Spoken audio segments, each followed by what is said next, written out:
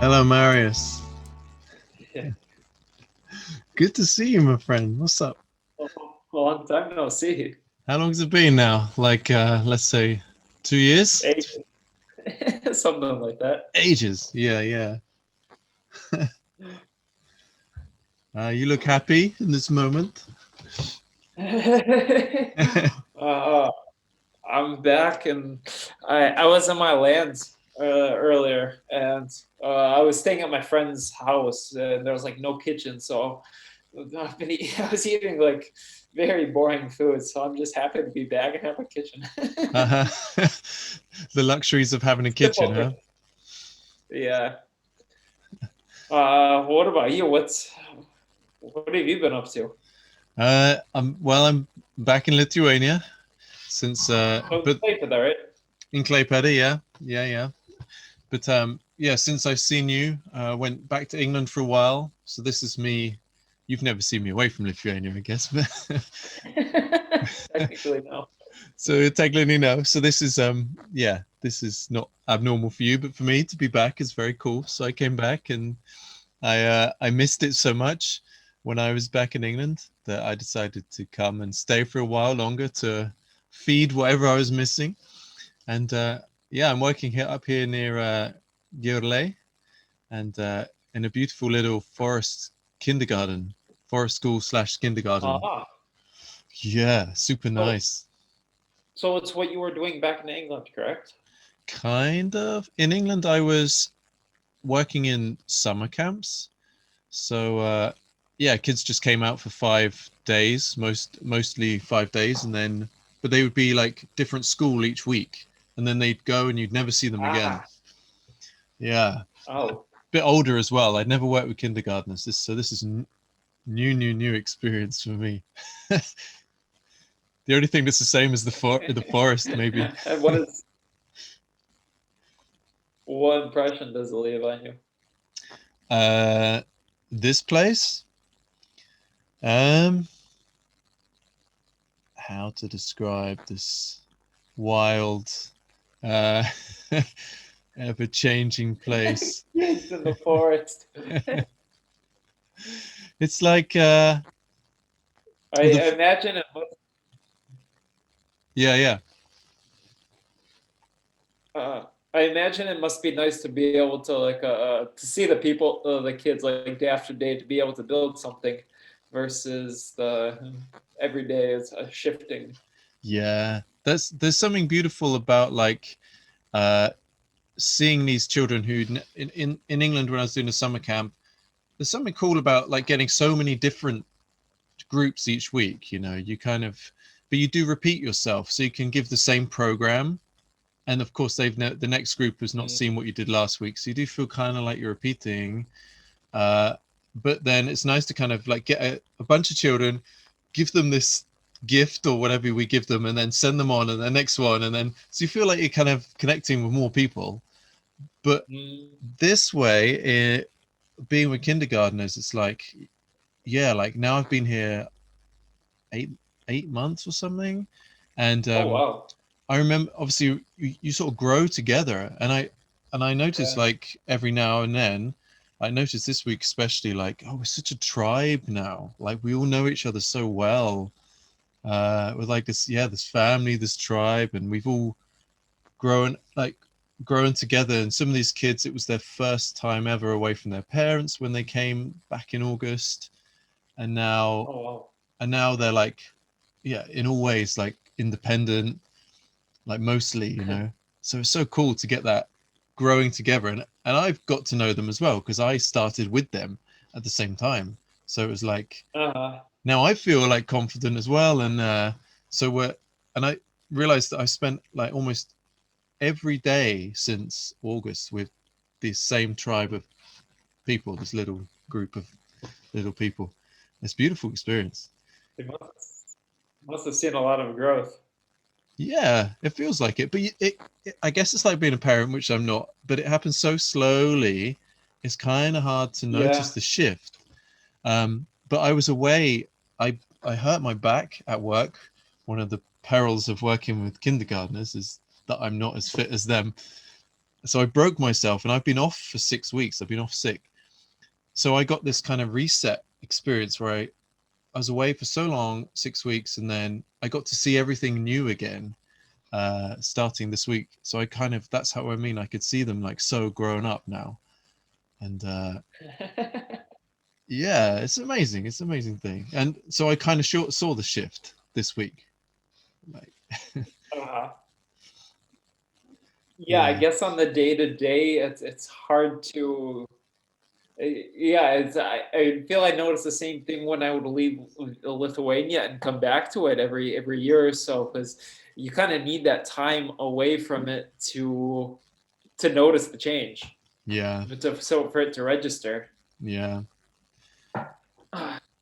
It's nice to be like So in one place at one time for sure. But yeah, yeah, I really enjoyed kind of. I didn't enjoy being ill, but I enjoyed that novelty again of like everything's new again, and I'm gonna try and uh-huh. hold on to that perspective to not get sucked into that not noticing again, because it's beautiful to notice like the little things again.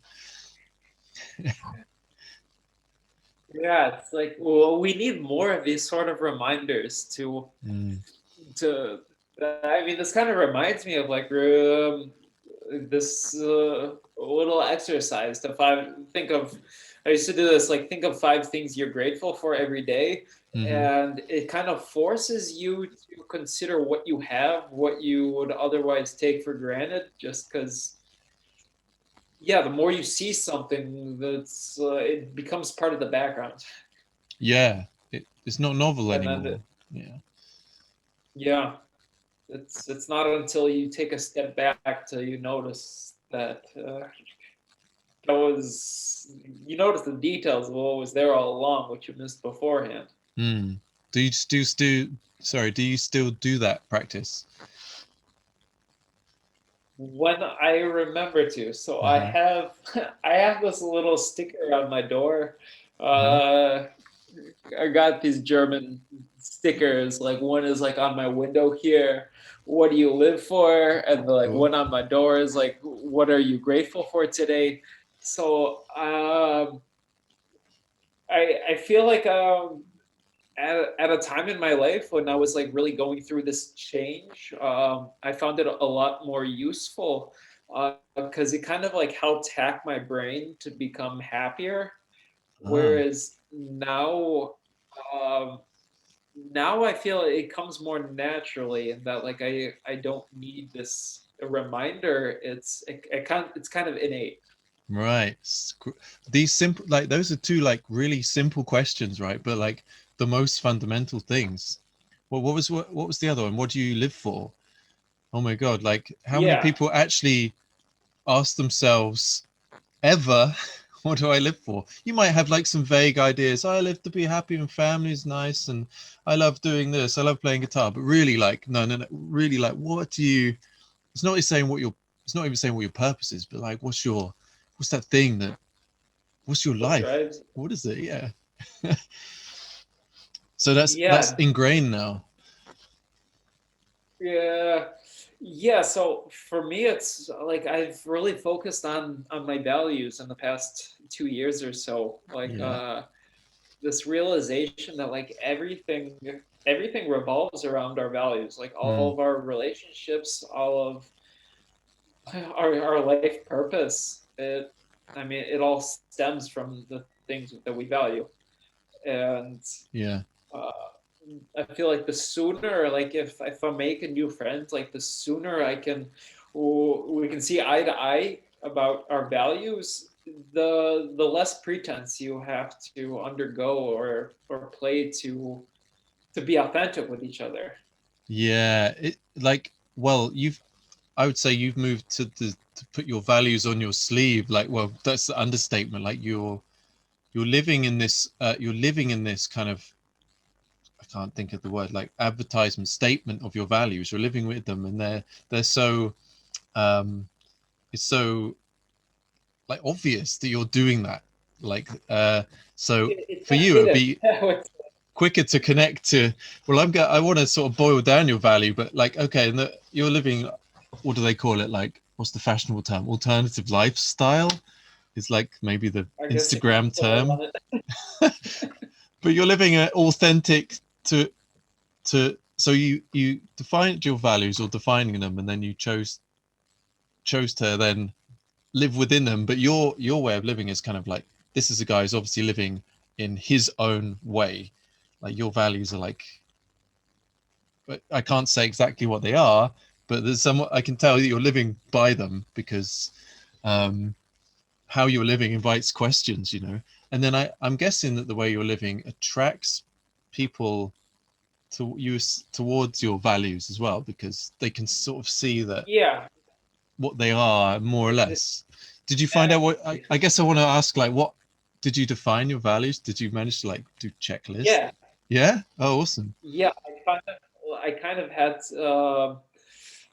it, what's the word? Like I distilled my values, so to say. That's a good one. So I might be missing one, or forgetting one or two off the top of my head, but top is like authenticity, Mm-hmm. curiosity, Mm-hmm. growth, and like a lot of there's like secondary values that stem from growth. So, for example, like learning and like ecology, for example, like taking care of the environment. To me, that revolves around growth, because if Mm-hmm. the environment around is sick, then it can't harbor favorable growth.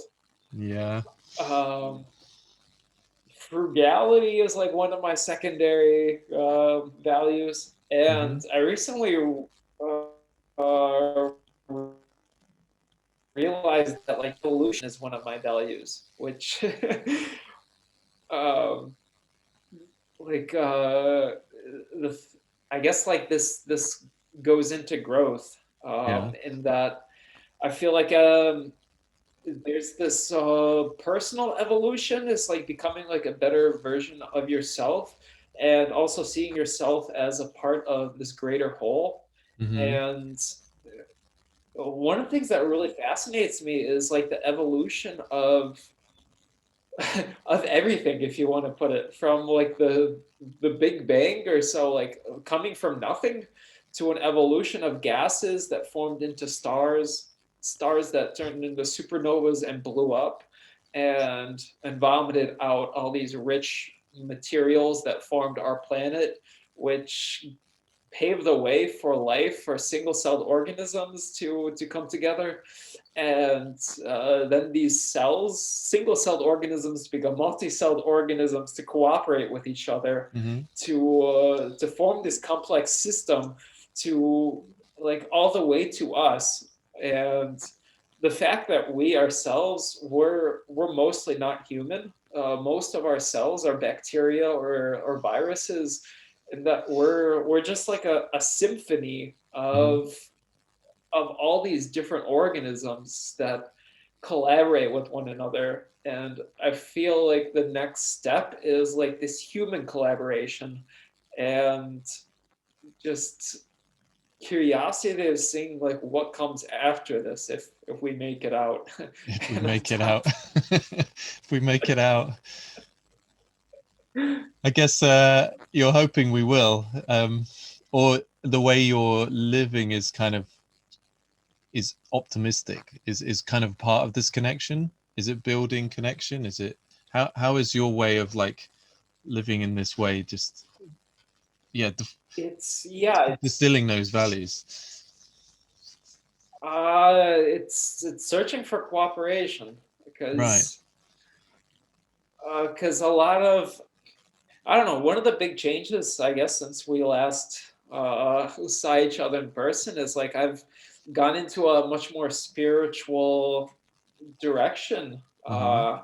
I mean, I've been meditating for what, like five years already, but I feel like it hasn't really been until like this past year, a year and a half, that it's really starting to click, this feeling of interconnectedness that um, that the difference between you and me, it's all in our head. It's like this ego that sees itself as different as everyone else. Uh-huh. And before I used to see myself much more different from other people, and it was a lot more of this, any material things I had, I was more like, I felt if I give it to someone else, then I'm losing it. Yeah. Whereas now it's shifted more into this mentality, is that if I help someone out, it's it's coming back to myself, even Mm-hmm. if it's not coming back to me directly. I mean, it's simplified. What goes around comes around, Yeah. and it's this thing you can't prove scientifically, but like the faith in it brings its own results. You, And yeah. You feel this yeah, thing. you can't. Yeah, Yeah. it feels a lot more real, and it feels good. I can tell in your face. I can see you're in this space actually.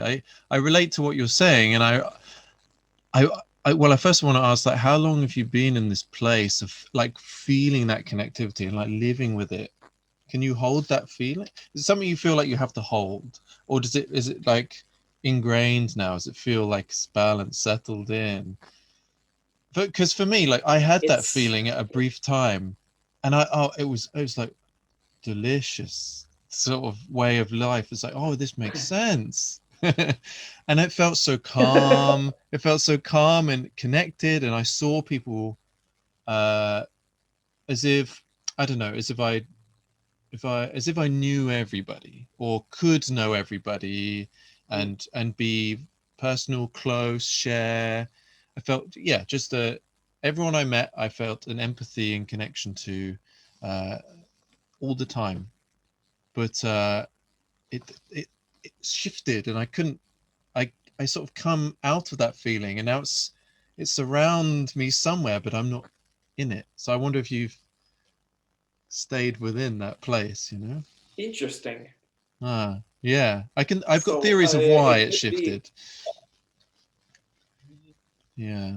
But Yeah, I mean, this could be a phase that's similar to yours, and that like I fall out of, though I hope not, I hope not. because it's a subtle. It's been subtly coming on, and I guess like one landmark I can put down is that like at the beginning of this year, meditation, for example, it started to consistently become, what's the word, like natural. For Mm-hmm. example, last year, I remember this time last year, I started ramping up my meditation time from 10 minutes up until an hour. So I used to do an hour of meditation every morning up until like late summer. All right. And I remember like it got to a point every morning where it's like I was forcing that hour. It did not feel natural in any way, and at a certain point I fell off it, and yeah, I dropped meditation for a little while, for a couple months, and I had to refind it. Mm-hmm. And since I've found it anew, it sounds ridiculous for me to even say this, because like I'm a really skeptical, uh, I'm really skeptical about all this spirituality thing. So I won't take some guru's word on something, if he. I'm really skeptical against all dogmas. So, for example, everything like all of the chakras, I I hold these as possibilities. Like it could be so, or it could be a tool that people created to help them. So I choose instead to go this like curiosity route. Like I'll, I'm not saying it is true, but it could be true. Let's try it. Let's see how it feels like. And I try to like work on based off of feeling instead of off of someone's perceived truths or facts. Mm. So so as of like this year, I started like feeling like this warmness, like in the third eye, No way. when I meditate. And even when I don't meditate, like it comes on like during the day, this warm sensation here. um yeah, I mean, it's like blissful, which is which is really weird, because like I said, like I'm skeptical to these terms, third eye, Yeah. crown chakra, all of that. When I was introduced to it, it sounded so like sparkly, like these people who were like looking for some spiritual truths, so they would just like grab onto anything. It was like, oh, that's synchronicity, and I was like, what is that BS? Sounds nice. Yeah. Yeah, but it wasn't until like I got into more of like Carl Jung and Stanislav Grof, these people who, I mean, Stan Grof, for example, he administered LSD to patients to help them, Hmm. and so he had like over 1,400 sessions with people, and he built off basically everything of what Carl Jung started. And then, like, because Carl Jung is the one who coined the term synchronicity, and it's it's kind of like started to become more real in my life, and that I've started giving up less. I've started trying to control less of the situation and Hmm. given more to hope, and or just like faith. And it's leading me in a direction with which I'm happy to go in, and accept the outcome, whatever it comes of it. I wonder if So that's that's how I would describe this current state. I wonder if that's also like combined with aligning your or defining and then aligning towards your values as well. So it's kind of like you're saying about being connected, but it's also like you've connected to yourself as well. Like you've Yeah, and maybe that's the thing, that's like the starting point, that when you're balanced and connected to yourself, at least I think that's how I was at that point. I was that lovely feeling of I'm exactly where I am supposed to be right now. I can't imagine wanting anything else or needing anything right now, and just being completely where I want to be, balanced. And then from that place, then sort of a connectivity came out from that. So it's never in a state of wanting. But I think I got to that state by kind of accident, not consciously like defining values. And that's probably why it shifted again, because I didn't, again, like I haven't, I've got the memory of being in that place, I'm trying to get closer back to it, but I haven't actually defined exactly probably why I was in that state. So I think maybe that's what's led you. Yeah, obviously the discipline of or habit or of meditating is a useful tool. But yeah, so it's probably that combined with aligning with your values. But does it, when you're feeling this way, does it, when you're saying you feel connectivity, do you feel it with other people? In that way, I was sort of describing maybe that you feel like a closeness with strangers, or a human race closeness, or something like this. so a lot of it is also, I'm going down this path of trying to learn to become more compassionate, Yeah. because that's one emotion that I grew up completely lacking. Wow. Uh, uh, I mean, like in my childhood, like my father originated from communist Lithuania, so he arrived in the States, this land of abundance, and we grew up with this abundance, but we were instilled with this feeling that we don't have enough, and Hmm.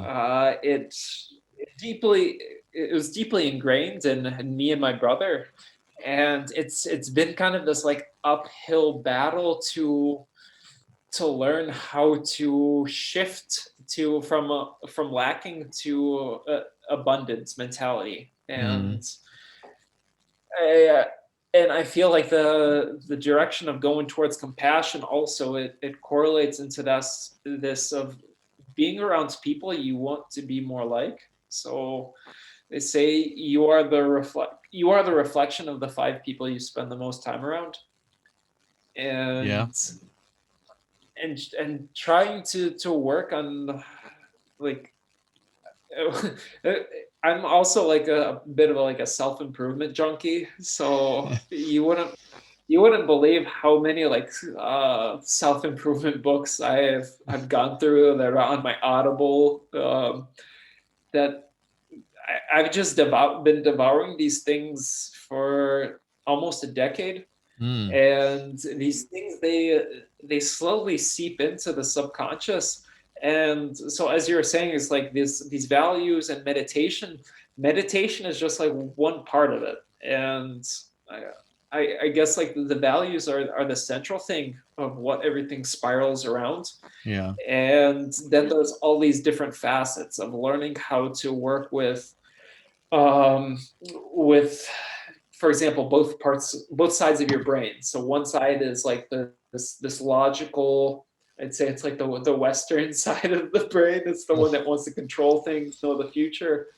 That's the one I grew up very strong with. Especially, I used to be a developer, so it's super logical. Mm-hmm. And now I've always had like the creativity side to me, and I'm learning to balance it out with the right side of my brain, Mm-hmm. which things don't happen synchronously; they happen simultaneously. There's no clear order. It's like more chaotic. It's more emotional.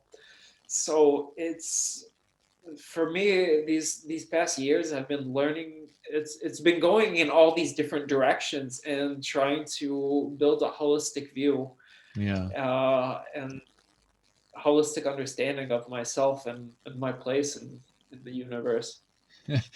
It sounds like it takes, or yes, a whole lot of first it takes time, but it takes a kind of presence, attention, will, like you would have to want to do this. There must have Yeah, been, because it sounds like a healthy thing, and I feel the same. Like I haven't put as much time into that process as or as broadly as it sounds like you might have. But I do recognize that there is a more complete or balanced potential of self. But mm, there does need to be some kind of drive toward it as well. I guess it's kind of fortunate in some way that you didn't fall into a materialist lifestyle. It's kind of amazing that you didn't. I So there must have been a point where something tipped over and you decide, because you were in America, right? And then you were like, what was that tipping point that made you like click and I'm not going to be materialistic or try and like moving back to Lithuania? A lot of people do that, but probably not if they're in this lavish American comfort, you know. yeah, that happens once I left the States to start my startup. This was 2015, so yeah, about 6 years ago. And that's when I saw that, holy crap, there's a different perspective to Yeah. to living. Um, because the United States, like they have their separate reality, and it kind of like throws me out of whack when I talk to people still in the States, because they speak to me with this understanding that I should know what they're talking about, these Right. norms. And I only know what they're talking about just because like I used to live in that reality, that phase shift. But now that like I live in a different one, I see that it's a complete made up reality of belief of how the world, how to live. Certain friends, for example, one of these beliefs is the belief in the career and retirement system. So Uh-huh. just the belief that to to own a house or to a successful life is where you own a house and you likely pay mortgage and you're going to be working the prime years of your life so that you can achieve this American dream. Mm. And it's I just feel like it's not founded on anything real. Like especially like in the United States, I feel like it's a government, it's a culture which is more interested on profiting off its own people than it is on raising their people up. Yeah. So I lived somewhere else. So I spent the first winter outside of the States, and then my 3 months were coming up when I had to leave the Schengen zone before I had my citizenship. Ah, And yeah. I realized that, crap, I don't want to go back to the States. So I went to Sri Lanka and all while working on the startup.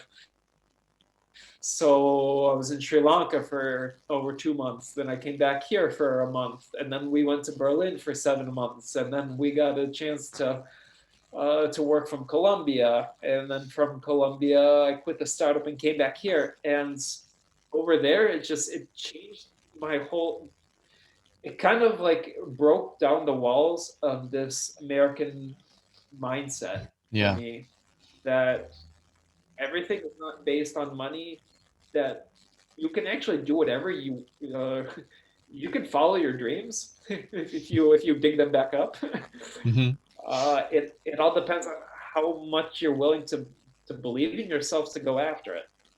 And also just to get out of that kind of bubble, like to break the membrane of that upbringing. And so that's the thing, that moment where people decide to get away from their culture and then sort of reflect back on it, look back at where they came from, and then and sort of pick, like, do I actually want what is over there in that place that I grew up?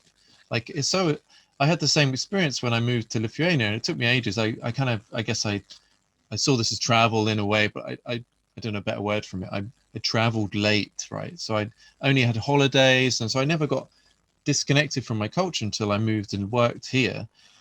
And then it was enough to be like, oh no, I don't have to choose these values. That's weird.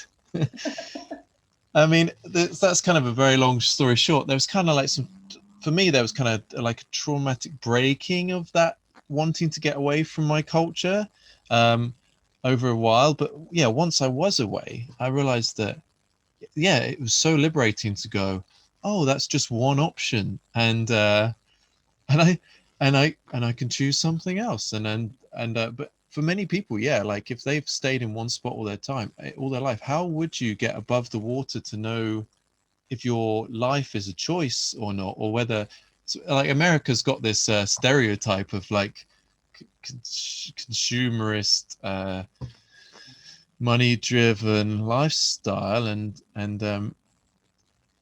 yeah, and that kind of thing does kind of keep a lid on you. Like, yeah, they say the things you own you, and like, Very yes, much you so. get it in a cycle. And how would you break out of that? If no one you ever knew had been anywhere else, you might, yeah, you have to get away yourself, I think. It's or watch enough people or documentaries, or get a broader mindset. But so you did it, you somehow managed to get away, and then didn't want to look back. I had to break out of the bubble, like physically, and Yeah. honestly, I can't think of any other way to break past that membrane than to immerse yourself outside of it physically, because your surroundings place such an impact on who you are and who you become. Like your surroundings form you Yeah. very much so. But I wonder if you still feel like that upbringing has like left like a residue of foundation in you that you're kind of pushing away from all the time, or have you managed to get clean of like those ideals of where you grew up? So I did hold on quite a bit of bitterness onto the States, and Uh-huh. I try not to. I try not to be bitter, Uh-huh. though. At the same time, I'm biased against it. Everything I experience from the states, most of it reinforces this bias that the food there is unhealthy. Both of my parents, they've gotten, I want diet related illnesses, Mm-hmm. um, and it's a result of the concoction that that nation has built up. It kind of reminds me of reading up on learning about the growth of trees as I'm starting a food forest. Mm-hmm. They say that the trees that grow the quickest, they die the quickest, and the strongest, most stable trees are the oaks that grow on difficult terrain, Mm-hmm. and they grow slowly, very slowly, Yeah. but over a long time, and they produce the most durable wood. Mm. So I feel like the United States, like it's in this massive consumerist bubble that is, uh, it's creating this growth. But I just feel like this question came, hit me is like, think about how many things you have from your childhood that are still around, that are, that, yeah, that are still around, like, Good and question. still function. Yeah, great question. Because everything now, it's like made out of these temporary, very temporal materials like plastics and rubbers that they all degrade with the sun, and so we're living in this evolution, where technological evolution, but once we've run out of our resources and the materials disintegrate, what's going to be left to prove that we evolved? Yeah, good point. And like, what's growth gonna look like in that? Yeah, the tree analogy is great. It's like, oh, it's full of this shiny, beautiful fruit right now. Like it looks like it's blooming. It looks like you've got so much choice. These things are so tasty, but none of it's nourishing. And yeah, the roots are shallow, and it's gonna be like, yeah, uh, uh, it's gonna not sustain itself eventually. And you're right. That's a good And analogy. we're ravaging the surroundings. It's like this. It's gotten me thinking that like we as a planet, we evolved from barren wastelands to lush forests and evolution to ourselves. But now we're going through this cycle where we're de-evolving parts of the world. We're like, for example, deforesting the rainforest, and we're turning it into bare soils, so that once you take off the year's crop, you're like every year, every harvest, it's where we're taking more and more of the nutrients, and we're de-evolving that land. Yeah. And so it's fueling this temporary evolution, but I feel like as a whole we're undermining ourselves. And yeah, it'll be interesting to see what comes of it. I It like it doesn't look like I can't picture a pretty outcome as much as I want to be optimistic.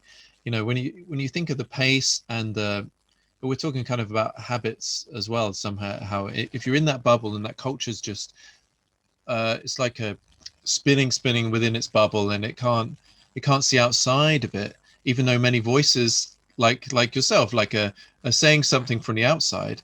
uh it seems like it's going to eat itself into yeah,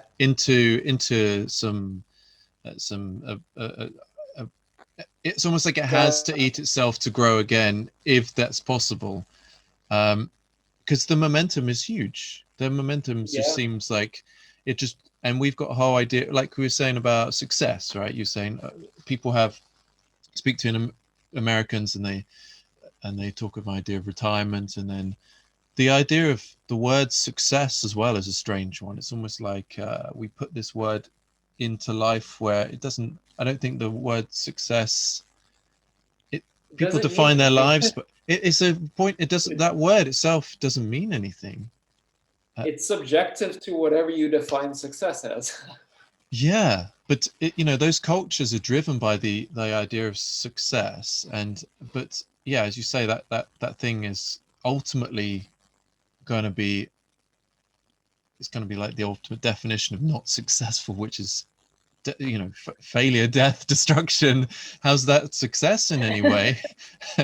So it's a strange thing, and I wonder. Yeah, I like to be optimistic, but I wonder, what's your take on that? Like, if you manage to step outside of a culture that looks like it's consuming itself, and is there a point of like turning back that momentum?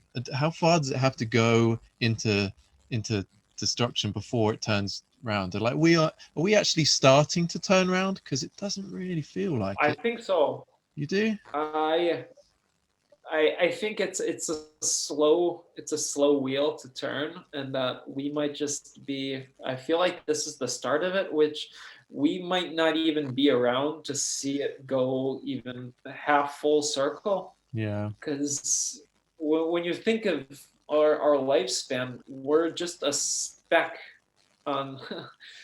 We're a tiny speck and on our species' span. And when you consider that the generations and how thousands of years had passed, like through the Dark Ages and Renaissance, before any sort of minuscule change started to happen, and then it reached like our parents' generation and our generation. It's just gotten faster and faster. Like our ability to harvest and consume resources and to process them and do these things.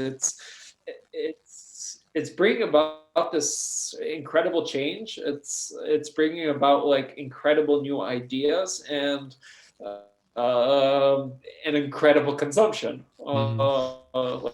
Like the bad of it. I I feel like it's yeah. I think Corona is one example of the world trying to balance itself out. Um, I mean, when you consider this happened 100 years ago and it killed 50 million people, then um, I feel like it's kind of ridiculous to label this epidemic, this pandemic, as good or bad. Mm. Uh, when when you when you look at it in the grand scheme of things, because if you consider that, for example, if the last pandemic 100 years ago didn't happen and there were 50 million more people around then, and consider if they would have all multiplied and multiplied, and then this pandemic comes around and even there's more people around on the planet to die, They can. and Mm. so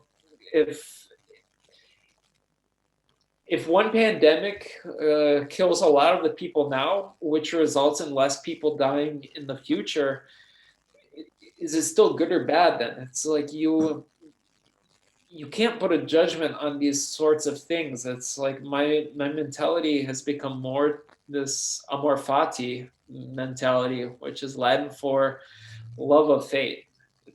It's like not just accepting the outcome of how it is, but learning to be happy that things are the way they are, even if they look dire.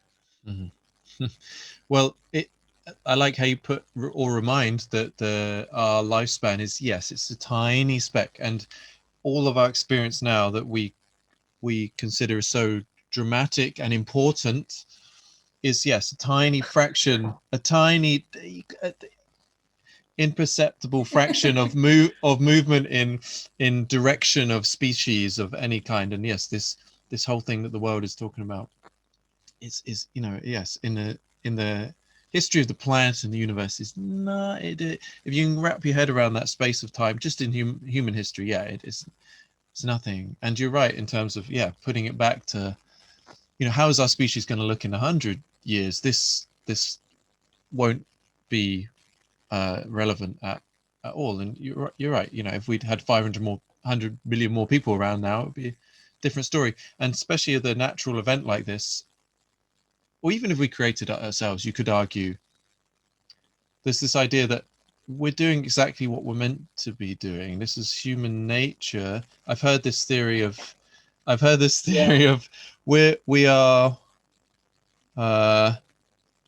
we're meant to kind of destroy at some point, and in terms to sort of form a evolution that we can't perceive yet. And there's this species come in waves. Maybe we think it's all ours, but maybe we can't help but destroy things. Maybe we can't help but consume. I mean, we're infinitely curious, but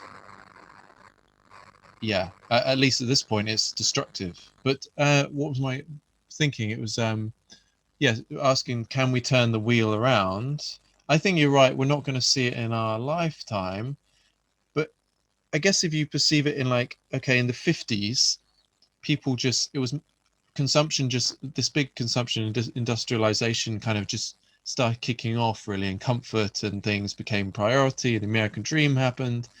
And that's very recently, and only in a tiny speck of time since maybe, let's say, the internet has been around, have we actually been able to talk as a species in a different way. And then also traveling away from the planet, like traveling away from your culture, we've been able to look back at our planet and see it for the first time only really recently. So our lifetime is probably the genesis, the seed of the conversation about sustainability. It just begins here.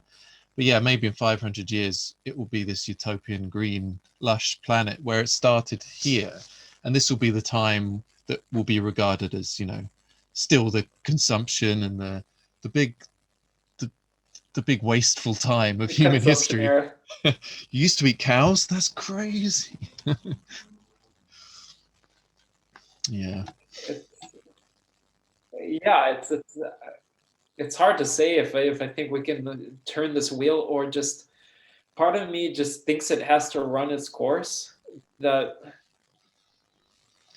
one of this beliefs in this I guess my newer mindset is learning to go with the flow, and you can waste a lot of energy trying to force something. But the Zen teachings do a really good job of portraying that it's you can try to force a nail. How do I put it? You can try to force some sort of change, or you can let for the time to come around, for it to come about naturally. Yeah. And then to work with it. And I think it's inevitable human suffering is inevitable. There's going to be death. There's going to be more pandemics. There's going to be good things and bad things. And I mean, good and bad is all subjective in the end. There's going to be balance. I feel like the safest mentality is to learn how to roll with the punches, to not judge things as good or bad, and just accept things, take responsibility for the current situation, instead of trying to find who to blame, and work with it. That sounds like coming back to values. I guess if enough people stopped and question, what do they really want the planet to look like? What do they really want the future to look like? I think if enough people touch this part of themselves, they would come to the same place. But yeah, in order to have that, you can't instill a good value, or not good value, you can't instill your value on anyone else. It's like telling an alcoholic to stop drinking. They have to recognize that that's not serving themselves. And so yes, lots of documentaries and conversations try and instill a value of conscious ecological living in other people. But I can watch David Attenborough talking about the lungs of the planet being torn down, but unless I feel it in my own value, it doesn't, his value can't install into me. So it, yeah, how do you get to that value, that place? It's tricky. It's yeah, firstly getting out of that bubble, but Yeah, you can't tell someone to care when they don't feel like caring. It's you need to strike a chord in them that that's already in them, and just yeah, help it vibrate. well, And nicely said. Yeah, yeah, I think it's I think a lot of this comes down to figuring out what your own values are. If and Yeah, even if it means like getting like the corny value dictionary book out and just looking through and just seeing which ones resonate with yourself. And mm. um, yeah, it's like the writing process helped me. I used to be more active writing articles, and uh, I partially wrote I partially wrote the ideas just to vomit my ideas out. But Hmm. the interesting thing about writing is that you learn things also through the actual process. Yeah, And I wrote an article that taught me about these values, how you don't need external what's the word, you don't need what's picker uppers. Blanking out on the word. like stimulus, validation. uh Validation. So you don't need external validation if you have a solid inner values. Hmm. So in a sense, if you know what your values are and you live by them, and someone with different values comes up and like, that's gay or something, Hmm. um, eh, they can like talk all this shit about it, but in the end, if you behaved, if you acted out of your own values, then all of these things that other people say, they're not relevant, because they're reflecting their own values on your values, Yeah, but their values aren't your values, so why should they care, or why yeah. should it matter? You can get to that point where you can check uh, if how their values either resonate with you, like say strike a chord, or bounce off. And it's kind of easy to feel that at some point. Yeah, you can Yeah, if you know your values well enough, doesn't mean you can't take new ones on, but you can definitely tell when these values are not aligning with you, or those people who are trying to like yeah, change your values to theirs. It's like makes you kind of bulletproof in some way. You kind of know, like you can then go back yeah, to, let's say, use America as the example of all things oppressive. You can go back to America and be like, I'm here, but it doesn't touch me. It can't. I recognize this value system is different from mine. I can stand in Times Square and observe this example of different value system without it feeling like it's, you kind of enjoy it for its for what it is, yeah, without it touching you. But writing, yeah, like another way to like see yourself. And I got that habit from a young age as well, like writing. I put a lot of stuff into song, but also just in that process it gets me to just see what's in my subconscious, and it gets me to see parts of myself that I would never what see that. is what is your diary process? I was uh very, I thought it was funny. You said when we booked our meeting, it's like, all right, I wrote it in my diary, and I laughed because I also wrote it in my diary because as a reminder. I I wish I had a nicer one right now. My diary is my phone diary. I have calendar on my phone, and that's all I use. Like, but I have a diary sitting in my room, but I've fallen out of the habit of writing for the last year, which is Mhm. unusual for me. And I feel yeah, I feel the missing of it. But weirdly, like I still write when like a song will still come to me, or a thought will still come, and that will like take my hand and be like, you have to put this down now. But I don't have a habit of like writing as much as I used to. I'm not sure why, but I know it's not good for me. And I also dropped my habit of meditating. And I know that if I have writing very often and I meditate very often, yeah, it creates more sense of self, realigns values. So in living this way without those two tools, at least those two, I'm kind of living in this dangerous way where I think I could be swayed into being distracted or swayed off my path towards my greatest good or towards even my values. I should decide to define them at any point, which I would like to do as well.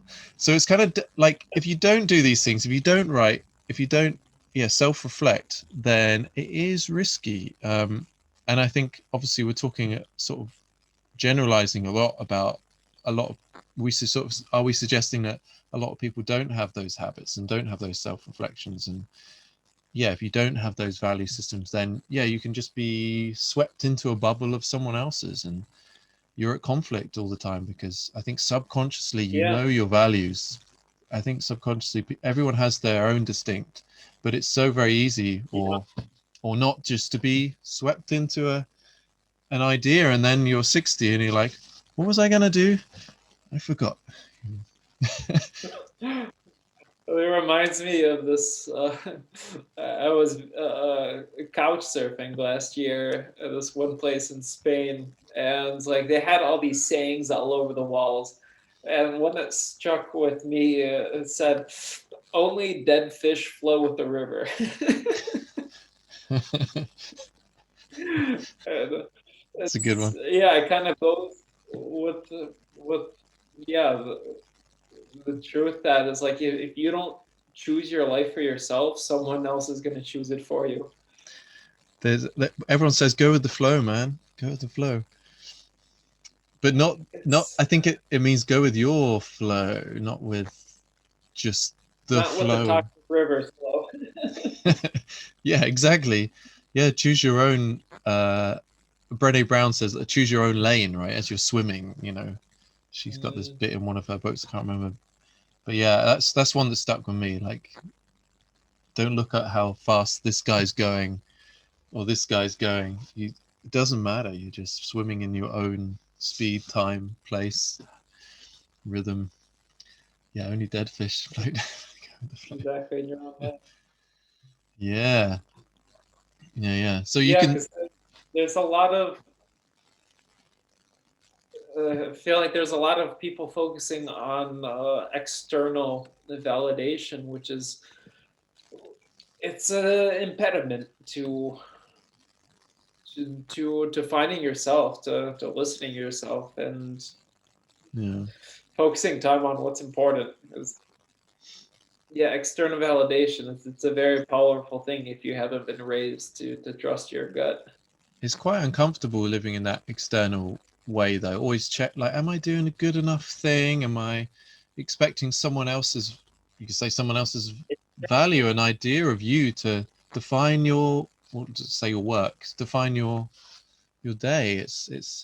And you can't rely on other people to to give you that. I mean, as much as you might trust other people, I think, yeah, if you're doing that all the time, they might change their idea about you, but it may not be based on any truth. It just might be how their emotion is of the day. And then if that definition of you in Mm. that day is negative, then you can spiral into all kinds of ways of thinking about yourself that aren't true. It's so difficult now with especially with this first world advertisements telling you you need this, you need that.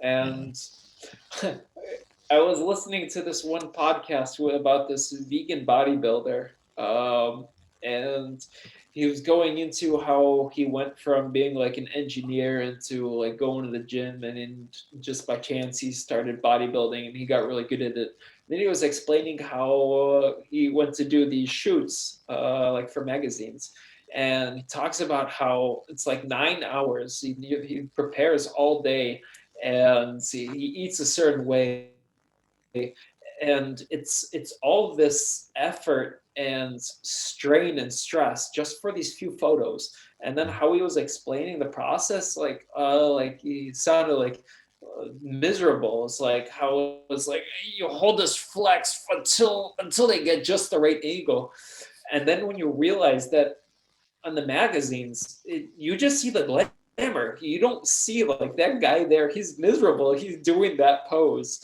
but they sell it as like this is fabulous. You should be this when that is only attainable for like those bodybuilding shows that they were explaining. They prepare for weeks, like months ahead, just so for a one day for a time window they can appear jacked like that. It's And crazy. and that's all you see now in the advertisements. You either see that or you see something photoshopped. So you're presented with this unattainable reality, Mm. which drives people's it moves their idea of what success is to something that's unattainable. Yeah, but talking about turning the wheel, like slowly turning this thing around, this, at least I follow conversations like this. Like I think the internet and interviews and you can look into like celebrities or successful people's lives a lot closer now. And a beautiful thing about like this podcast you listen to, this guy breaks down the illusion. Like he can say what his life was really like. And I have habit of listening to musicians who look like they have a fantastic life maybe, but of course the internet, listening to enough interviews, you can hear they're humans and they talk about Yeah. the work they put in to get to the place that looks like, oh, amazing place to be, or how they felt at the place that looks amazing that you might not have guessed because they shared it. And I think that people are getting now the sense that, oh, this is a photoshopped thing, this isn't reality anymore. But that conversation is only just beginning. We're only just redefining the idea of beauty, and not really completely accepting that this is a definition of beauty or perfection anymore. And this brings me to think about van living, and I've been obsessed with people who are living this kind of alternative lifestyle now. And yeah, so many people are sort of changing. People like that, again, like, fascinating to me because they're changing the idea of what looks like perfect home. And I'm going completely, I'm going to redefine my idea of like how to live. And yeah, it sounds liberating. But I think these ideas are changing, I How think. what is your progress like on that adjust or like moving towards that new way of life? I'm in research mode. I'm looking at these things and see if I can feel that chord striking.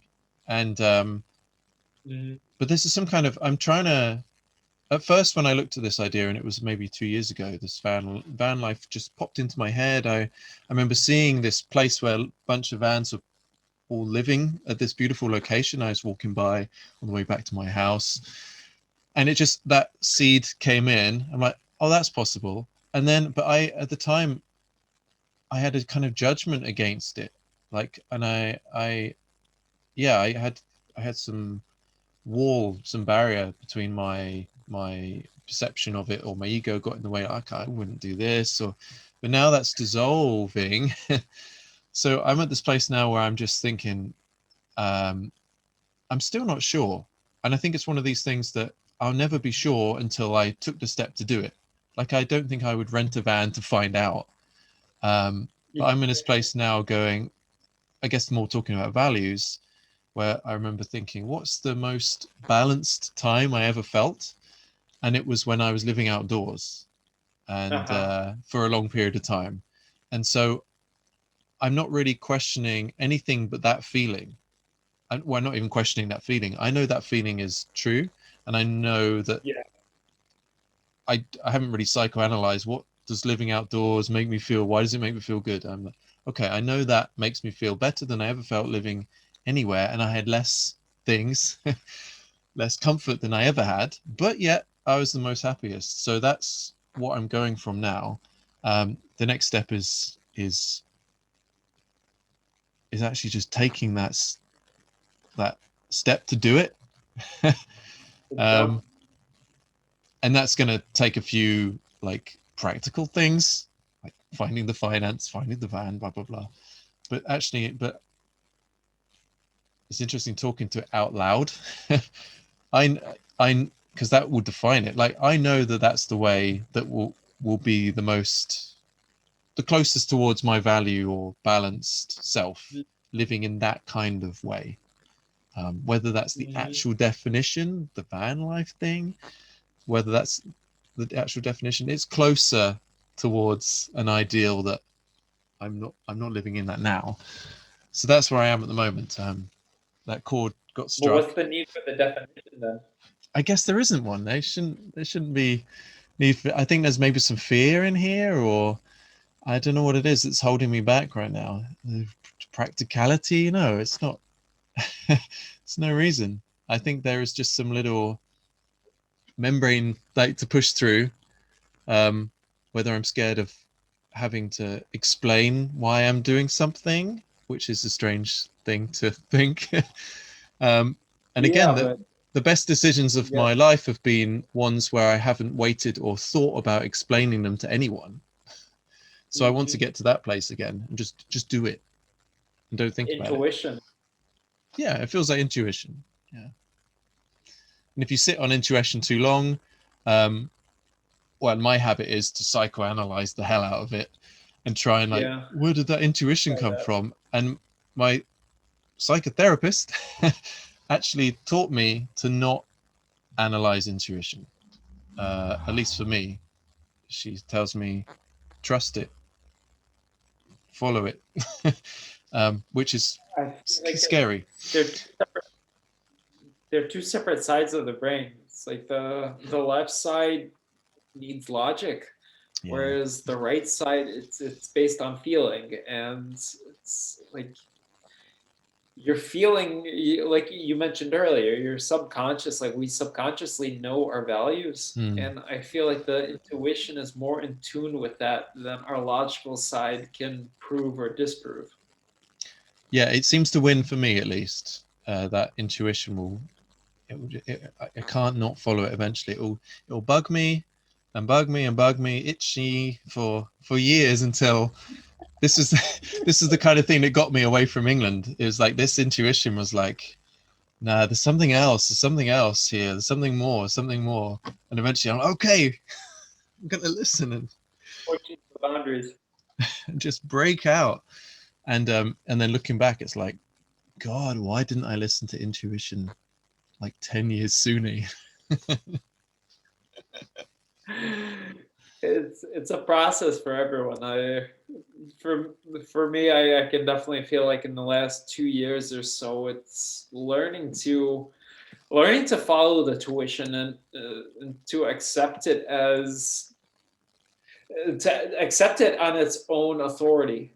Yeah. Because before I feel like it was just a feeling, but I didn't know what to attribute this feeling to, and so the default is to analyze it, because you have the brain, so you try to use it to find answers. The left side of your brain always wants to figure out what the answer is, so it can foresee the future, so that it can resolve any problems before that happens.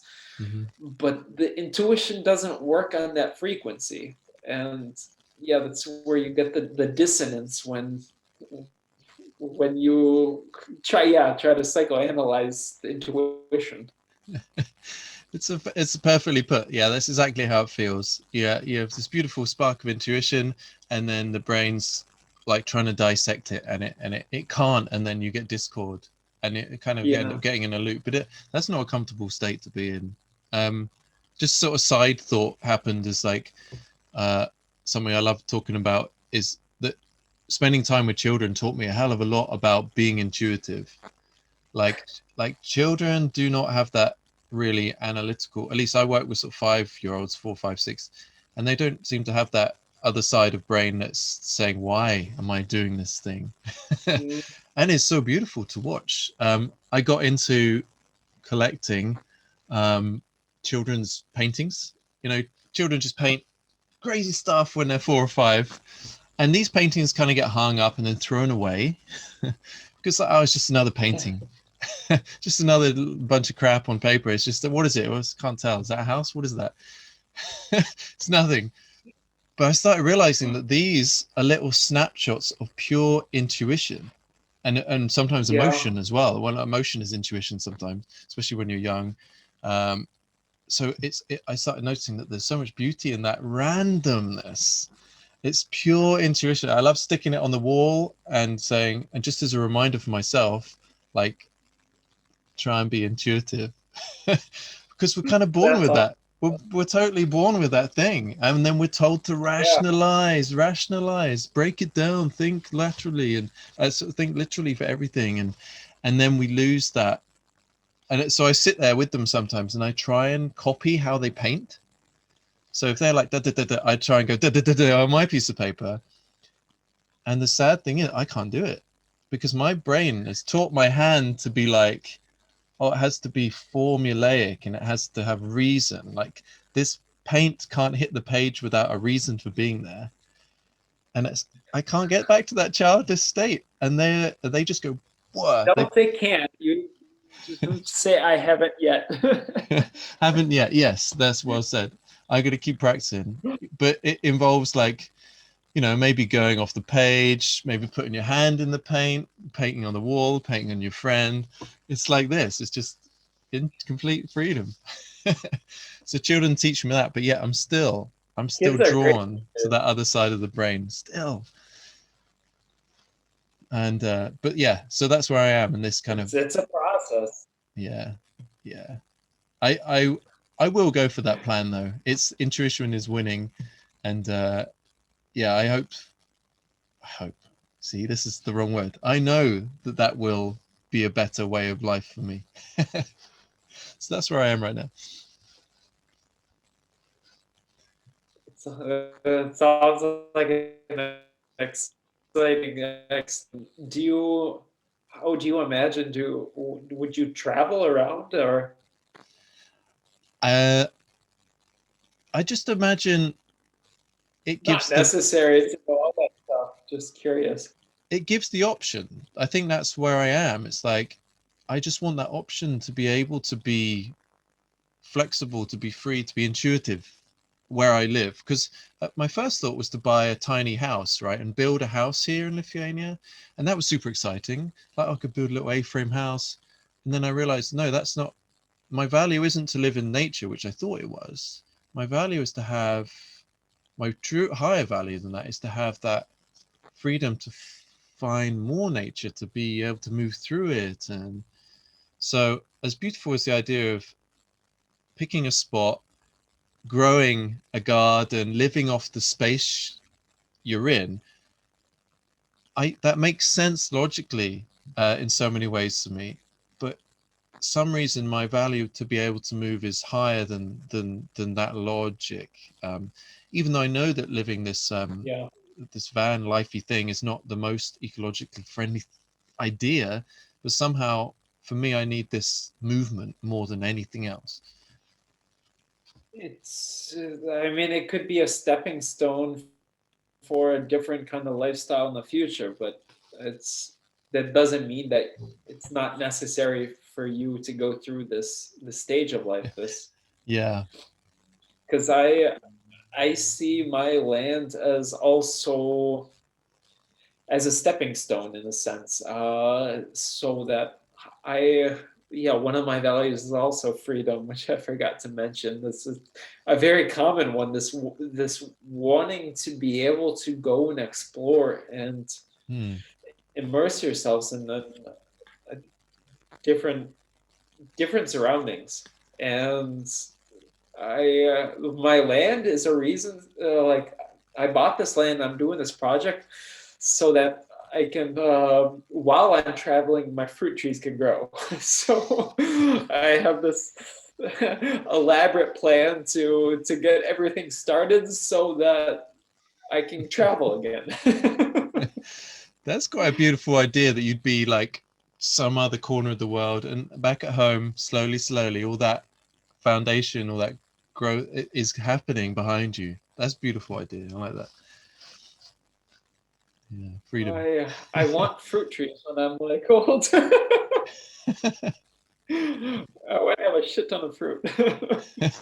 That's great. What a cool ambition, you know, and you're putting in the work to have it now. What you're thinking way ahead, but not like in a pension. It's like well, you can't say exactly how the fruit trees will It's my grow. retirement. Yeah, retirement fruit. You're taking the So American like dream and turning it into something a lot more beautiful. yeah, I I have very little faith in the system, so I'm putting the faith where my intuition tells me it is, and intuition tells me that when I'm old, I'm still going to need food. So There's also something quite nice about that in the fact that, yeah, you don't trust the system, but my thought came in like, you you can trust in, what's a better word than nature? I don't know. You can trust in nature. You can trust in the earth to provide. This tree should grow here. This tree grows this kind of fruit. If I plant in this way, if I nurture this land in this way, that's this kind of security that is you can trust in. Other than the pension might get me this, but what if the economy is like this, or you know, what if there's a, a,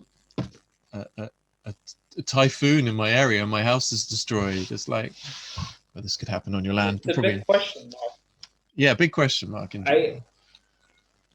I guess one of the things I do have more faith in is in myself, in that Yeah, a lot of I realized what one of the big differences from me and my brother, for example, is that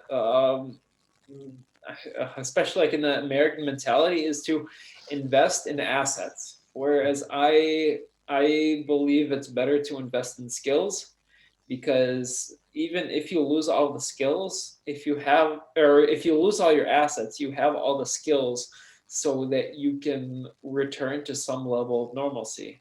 yeah, I love it. Invest in yourself seems to make a lot more sense. I was the word that came to mind. I can't remember. Like I got the sense after some time, maybe by accident, that I'd accidentally created a versatility in myself, adaptability. I may not have Uh-huh. I may not have like skills you could put on paper, but I shifted around in enough different jobs and situations that I realized that if I'm thrown into a new situation, I can slot in and adapt and thrive quite quickly because I've done it so many times. And then I accidentally, yeah, worked out that I'd invested in, I don't know, yeah, versatility. And I started realizing, oh, I'm so glad that I did these, had to learn to be had to be new, begin at something so many times, because yeah, you end up now, like when I came back to Lithuania and I joined this school, um, with no ego attached at all. I feel like I hit the ground running and I slotted in straight away. I mean, there's a little bit of, I didn't even feel like this uh, feeling like I used to when I was early 20s. Like, am I going to be able to? Well, I knew it would be okay. uh, You have, and if it wasn't yeah, okay, you I have knew it would be next time. Everything's okay like this. So yeah, investing in yourself, like, wow, it's amazing. You never have to worry uh, about yeah. things. It's like if your house blows over, then you can adapt to a situation. You'll help out somewhere that'll give you lodging, and you'll make it work somehow. Yeah, And you yeah, if you also invest not just in your skills but like in your mindset, yeah. then when this typhoon happens, then you're not disappointed about it. Yeah, you got the emotional like flexibility. Like you build up an emotional skill set as well. Like that's why it's good to get your heart Fortune, broken, right? Because yeah, you realize that, you know, oh, and then, well, of course, and then come out the other side, you realize that, oh, you know, I got that. If it happens again, you can settle into like even an emotion like loneliness or something, and that's a tough one, or depression or something. You feel that little darkness, you like, okay, I've been there, I got this, and this is just what this is now. I don't welcome these feelings on people, but it does it. What I'm trying to say, I guess, above all, comfort doesn't offer you anything. You know, you can't get anywhere with comfort because yeah. Comfort is like the enemy of growth. Yeah, it seems so in every way. Emotional comfort too. Yeah, maybe there's a conversation in Yes. here about how I choose my partners. Maybe I'm choosing ones that are trying to emotionally damage me so that I can grow. So it's one for my therapy. But it's been useful, I tell you.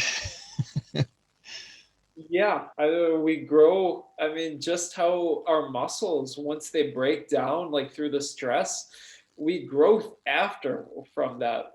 Yeah. So it's the same. Like if I guess like the difference is if you go down with with the ship or if you keep swimming. So it doesn't matter if you get battered and broken. If you persist and you're resilient, then you get stronger. It's only when you take on this victim mentality that Mm, you go down with the ship. yeah, yeah. It's such a sad thing as well when you realize in yourself like you're more capable of things that you could possibly imagine.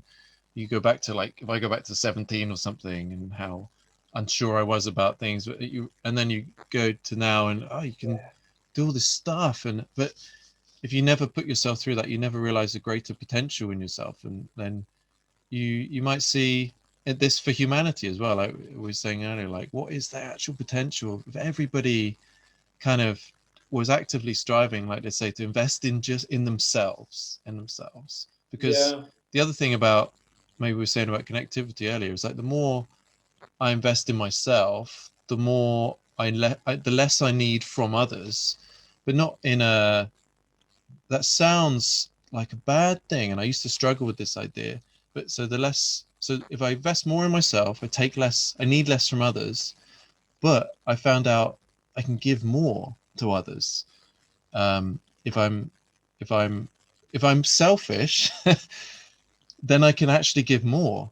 Um, I had this strange struggle with the idea of selfishness. I used to think that the way to live was to constantly give away all of myself to someone else, to other people. I thought I can't be selfish, can't be selfish. That's the worst way to live, worst way to live. And I completely changed going, wow, I have to be selfish in order to give to others. Like I can't not do. So being selfish has been like, at least, and I'm still in that state now, is like the most important thing. Like to do like and it's great again working with kids like you can't be selfish with kindergartners there's no time for that. Well, that's interesting that you bring that up because like for me that's also like a pretty new, like in this last year, just learning how to embrace selfishness. So how do you see selfishness now? I'm in quite an extreme state of it, whereas I won't even entertain the most extreme thing that comes to mind. I won't even entertain the idea of having a relationship with anyone at the moment because I don't believe I uh, would give my best self to someone else. I think I would take something emotionally from someone else. Um, and another more not so nice thing to say, but just where I am right now is that I never found anyone who doesn't need to take something from me in the same way. I want to find a fulfillment in myself where I feel completely self-sustained, and I'd only want to Uh-huh. be with someone who's in that same place. It's kind of a contradiction in the way I used to understand a relationship. It's like two people kind of help each other out and you kind of grow together in this helping mutually, but now it's kind of like this idea of two people are completely independent yet they are a couple. So I'm in a state where I'm sort of learning to be, yeah, still learning to be completely independent person, and so that's defining selfishness is like I guess at the moment, yeah, I'm so concentrated on how to be with children and just be giving, and have no sense of self at all when I'm with them. And yeah, that's like a kind of flow state place. And yeah, I want to be able to do that. I'm curious, what is your then the selfish desire for wanting that? What's the selfish desire for being selfish? What do I get from being No, selfish? for giving, for yeah, for like for giving to the kids, because um What do I because get I from don't them? believe I don't yeah because I don't believe that we ever do anything that's 100% selfless, Yeah.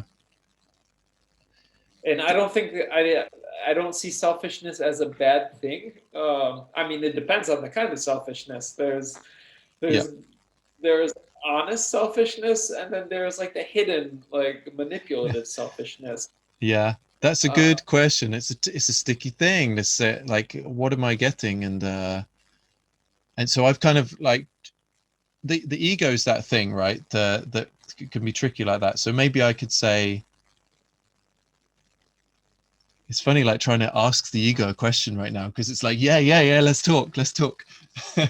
It really wants to jump in here. So like I could say, oh, the ego might say, Pete, you're really good with kids. Like, other people can see how you're good with kids. That's isn't it nice to be seen as you're good with kids? Like you're trustworthy, or you're, I don't know, whatever that thing is, or yeah, it's like, but I can't really see any other state right now than that. It's like, it's kind of, am I trying to find validation? I guess that might be the thing about selfishness here. But it's strange, because I got to a place where I care about no one's validation, at least in this job, apart from the validation of the kids. Um, yeah. and that's a weird, this kind of not a validation. It's like, with children, it's a trust thing, and trust is different from adult validation. It to At least It's with like children, feedback, I imagine.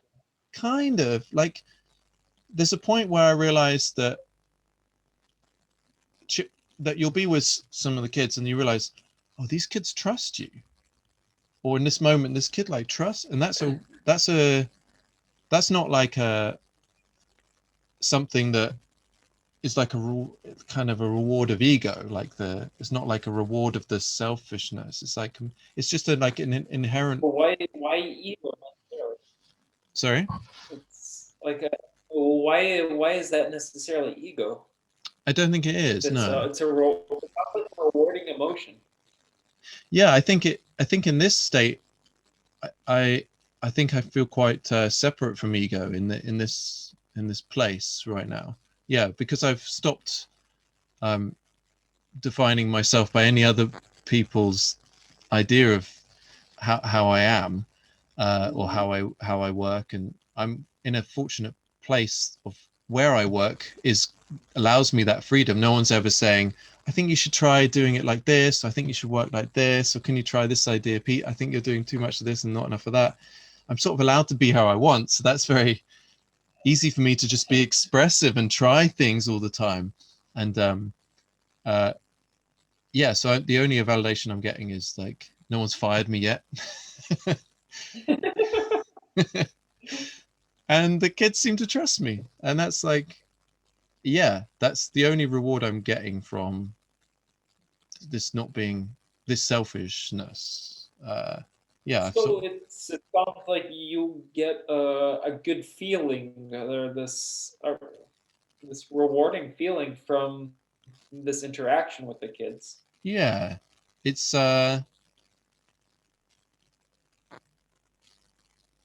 it's strange. It's very hard to describe. I'm trying to put myself in a situation where, like, I'm looking at them and seeing they're happy. Um, there really is no sense of self when I'm with them, like, very barely imperceptible sense that this is me doing this. Uh, yeah, it's more like in this moment it's more like break it down to the day. You could say they are happy in this day, and then that's just a good thing. It may not be Mm, even to say, oh, they are happy in kindergarten, therefore they're going to have a cool life, or I'm teaching them about the forest, therefore they're probably going to be more conscious of it. It's more like it's boiled down to like they are happy right now. That's it. Like, was it a good day? Were they generally happy? Yeah. like living in the moment. It's really like the most in the moment job I've ever had or experience I've ever had. Yeah. So it sounds like a like an opportunity for you to grow Ah, also. that's true. That's the thing I'm getting back. If I look at it, like one of the parents asked me, like he asked me in a strange way, like a while ago. He's like, "Why are you here, man? Why are you at kindergarten? Why are you?" I guess he's asking me like, "Why am I in Lithuania?" kind of thing as well. And he's like, like some people do. And then he's like, "But really, why are you here?" Like he wanted some truth, though, not some bullshit. Like, why? But really, why are you here? And I gave him this answer like without defining it, like we just did. Maybe like I just said, I'm learning from the children. Uh, so that was kind of my intuitive answer, and that's kind of what I'm getting back. Like, yeah, they're teaching me to be less selfish, to have no ego, to be intuitive. So that's kind of what I'm getting back from being like this selfish kind of way. Like, Selfishness. This is not necessarily egotistical selfishness, but like because I imagine if you got nothing from it, you wouldn't do if you it. got absolutely nothing from it, it was neutral, would you still do it?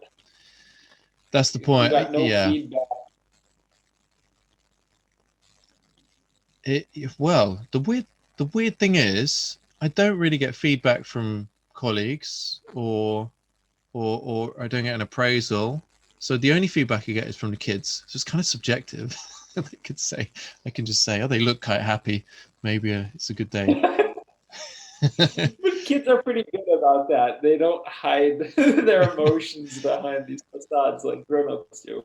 That's true, and but they don't tell you. I think you could have like opened my lunchbox better. I think you're not applying yourself well enough on this swing. But so I think we should have a review of your performance. Yeah, I am You getting climb this. the tree pretty slowly. Yeah, yeah. So an appraisal. Imagine the kindergarten sitting down in front of me going. But yeah, I wonder if I get something back. I think you're right in the idea of saying that there is no selfless act. But I think that's how we are able to do good things. That's kind of a natural mechanism that you do something Yeah. good, you feel good, and then like it's the kind of thing you try and I'm trying to think of examples in kids. Like I don't know, a bad example to bring kids up because they don't often do good things and they don't feel like they need to do a good thing to feel good. But but sometimes, I mean, do something good for another person to feel good for them. I think they kind of learn that quite quickly. But we as adults, yes, we kind of somehow, I don't know when that changes, but we do a good thing, we feel good, and that's how we're meant to perpetuate in life, right? um yeah, because money won't make you feel good, and yeah, no external thing is going to make you feel good forever, probably. Yeah. It's all temporary. Like there's like a good I was listening to like a neuroscience explanation of uh, basically explaining how these external things they're like temporary they're like temporary sirens in a sense that like they simulate this feeling of good, but it's not real. It's not built on anything real. um it just like triggers artificially this feel good receptor. Yeah. And that's why this like Instagram trap is so dangerous. Like these searching for likes, because what is a like? It's it's like money. It's not real. It just exists in our head. Yeah, and there's a filter like between that. There's like the screen and then the other person's screen and then the space in between, and then there's the whole it's a digital representation. It's like your thumb is touching a piece of glass and it's touching a circuitry to make a thing appear on a screen. None of it is real. Even the emotion, I don't think there's an emotional response between your your thought, your thumb, and the screen. I don't think there's an emotion there at all when you like something. A lot of it's just autopilot.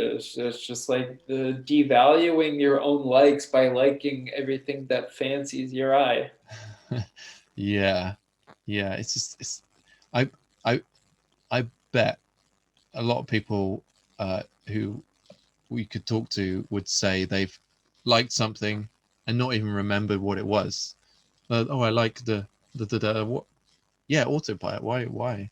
And it's very different from, you know, uh, ringing up someone and talking to them and saying, "Oh, I like that thing you're doing. I love the way you're living because this and this." And yeah, it's not a real connection. That Yeah, one of them, what you bring up, it sounds like one of them is unconscious and the other one is conscious, mm, or one of them is autopilot. And yeah, I feel like that's what we're lacking now is like learning to be in the moment and then like waking up to the present moment. yeah, And yeah, and asking ourselves like self-reflection I feel is like really lacking. yeah, If you like something, why you, yeah, asking well why you like it and taking the second to instill it in your brain as something that you won't lose the next image you see which you like. It's just which just replaces the short-term circuitry. yeah. Exactly. Yeah, that kind of it's like a factory production line of things that pass by, and you can't remember what the first thing was, and you never will. And just as the next thing passes by Yeah, your brain. there's like new studies coming out showing how these apps, these Facebook, Instagram, that's it's actually dumbing us down. It's killing our ability to be patient, Yeah, and because it's constantly stimulating this dopamine, and we get so addicted to it that it silences our ability to be bored, which is also a really useful emotion. That's like creativity stems out of boredom. yes. But if you're never bored, you're in this constant state of your brain is always active. Hmm. And yeah, what I was listening about, like the neuroscience teacher is saying that if you're always like on that circuit of actively trying to use this problem solver, or like same part of your brain which is trying to get this dopamine, then your brain never has a time to rest. And when it doesn't have a time to rest, you can't subconsciously process things. And when you can't process them, they never reach your deeper memory. And so in a sense, we're fucking with our brain's circuitry by yeah, scrolling through this clickbait. Yeah, living on the surface of your surface of your self, of your potential. That is a Yeah. really good thing you mentioned, because I don't remember. I don't again sums it up. I saw a post, right, but I don't quite remember exactly what it was. But there was some gold in that post, I swear. It said something like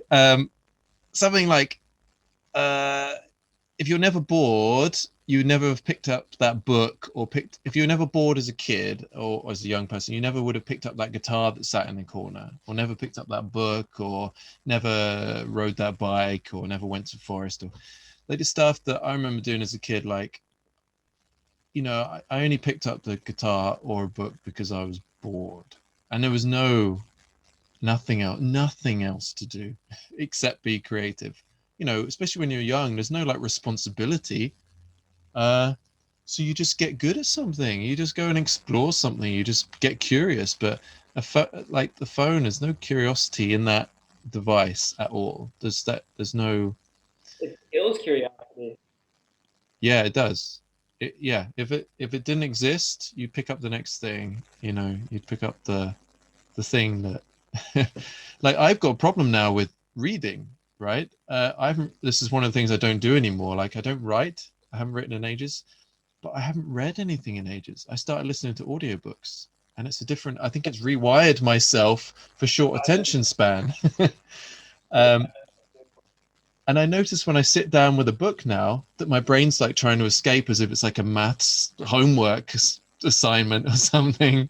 And it's like starting to do all these. I'm kind of aware of my distraction mechanisms. Like, it's like, like starts to this, no, no, no, no, no, and chew my nails or something, or try and give me a little dopamine. I Or I could don't be like, doing this. I could be doing yeah, that. yeah, Someone yeah. by my ear said it. Yeah, it's forgotten the value of it. It's forgotten how to be patient. And that's scary to notice. So yeah, you're right. That's a dangerous thing. Yeah, I'm conscious of the time and your schedule and sleep schedule and stuff. So how are you feeling? We can slowly. We can wind up. We slowly, like we've got another 15 or so minutes. Oh, cool. Okay, I thought I'd check in. Yeah. You're getting early nights these days. I consider 9 early, but the sun has gone Yeah, down. I try to wake up at 5. Mm-hmm. Just I started with my ex-girlfriend when we were still together, these morning rituals. To She was reading this book, The 5 a.m. Club, and it talks about starting your day with exercise and then Mm-hmm. meditation, and then either reading or writing. So I realized, I learned several years ago that if I don't have time for any of my rituals or like important things, if I don't do it in the morning, then likely that time won't come around. And so I realized that if I just push back my mornings, then the time is there. Yeah. And I got into this habit, and it just But how does it feel in the evening though? I'm tired. So it's Like, does the day feel it works like fulfilled? You know? yeah. So I noticed when I would like over Christmas, we stayed with her family, and we kind of fell out of the waking up so early. And when I returned here in January, and I was waking up at like 8:30, 9 o'clock, and I would still do the morning ritual. But by the time I finished, it would be like 12 o'clock, and I realized, like, holy crap, like I feel like half my day's already gone. Uh-huh. So now when I wake up super early, like I'm done by 8 o'clock with the routine, and I've got the whole day ahead of me, and I'm Mm. I'm wide awake. I still It's still kind of hard for me mornings. I'm the least productive. There's like a build-up process where I poop around, and then finally, once I get started, I'm most productive towards the night, and Yeah. That's then what I have freelance. I worry about that. Like, I don't know whether I've sort of trained myself into being productive at night, but I certainly am at the moment. And I'm With like music. afraid to lose it. Yeah, like this feeling of, well, I guess it'd be the same in the morning, the feeling of like everyone else is quiet around me. I can think more. I don't know if there's anything to that, but yeah, I like locking myself in it. I'm in a music studio at the moment, and I like locking myself in a quiet, dark space, no distraction, and it's late. But I wonder, it's a beautiful thought to be here at 5:30 in the morning. That's not. I wonder if you get used to it though? Or does it take discipline still to get up at No, 5? it's where I was at, like near to the land. It was really hard just because it was super cold. Yeah. Uh, Whereas like in the apartment, I have a place. I have like a mat where I can do like my exercises in the morning, and it it feels pretty natural. Yeah. It's like you get tired towards 9 o'clock so that you naturally fall asleep, and then by 5 o'clock, I need around 7.5 hours if I didn't exercise that day, and so I feel rested. Mm. It's not difficult in that sense. It's funny you mentioned outdoors because the only time I got up naturally at, I guess it was half five, six, was when I was living outdoors. Because I got a beautiful memory. The summer camps things was sleeping under open-sided yurt, fire in the middle, staff sleep in the middle here, all in circle around the fire. Kids are sleeping in tents in the outside circle, like 50 meters away.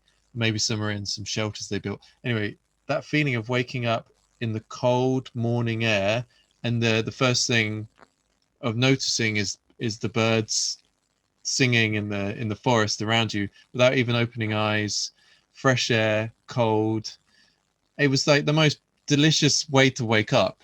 And I think that's part of the thing I'm missing from this inside life that I have now and I want to get closer to. But it was never difficult to get up at, because of course, like the cold makes you get up, and you kind of like you got to get Yeah, stuff done, and there's like you got, living outdoors kind of sort yourself out, maybe clean yourself in your outdoorsy way.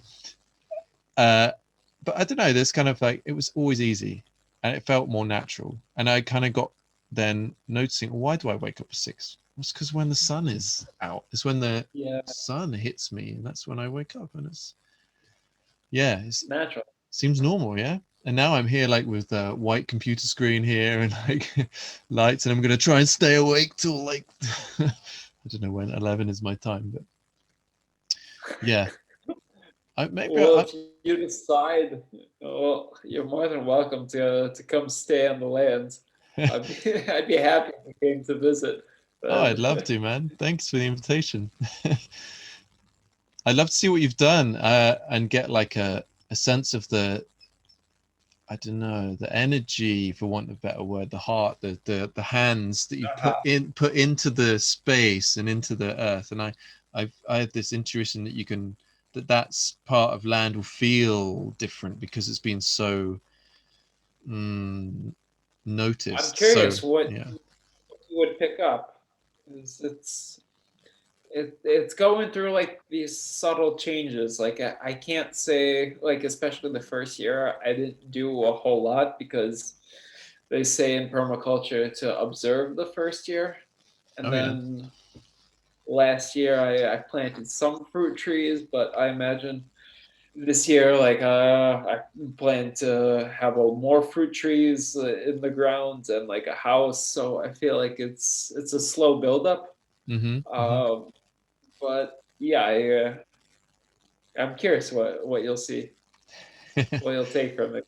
Because for me, it's like when I'm there, it's like how you said, seeing the kids grow day to day. It's like you don't notice it as much as when you take these breaks. And for me, yeah, I do document my process. So like every now and then, like I do take a look back Mm.